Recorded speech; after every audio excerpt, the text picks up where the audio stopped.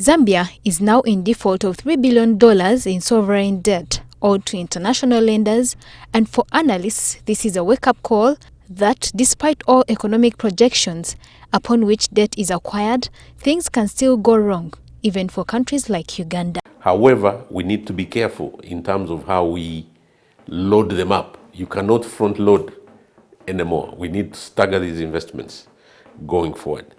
Part of Zambian problem is that they front-loaded quite a bit of debt.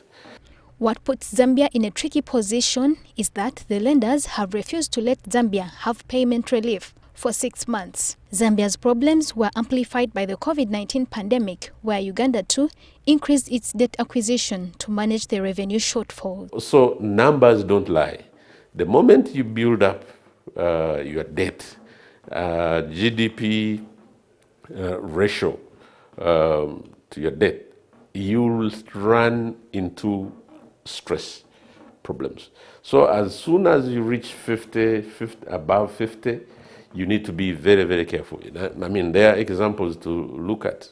Kenya is way above 50. Rwanda is about 67. They've been downgraded. Rwanda was downgraded a couple of weeks ago. Uganda's pre-COVID debt to GDP ratio was 40.2%, and it is estimated to have since grown with the pandemic-related funding shortfalls, with foreign debt then being at $8.5 billion. While Zambia's problems come from sovereign debt, even those with bilateral debt with the likes of China may not be safe. It is money borrowed, money has to be paid back when it's due.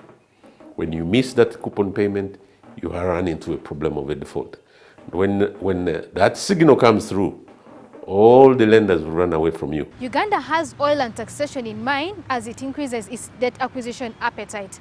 But experience elsewhere has shown that oil prices can fall, as in the case of Angola, and taxation can be hit by the COVID-19 pandemic, as it has shown. So whichever way you may look at it, caution is imperative from now on. Joanita Mbabazi, NTV Business.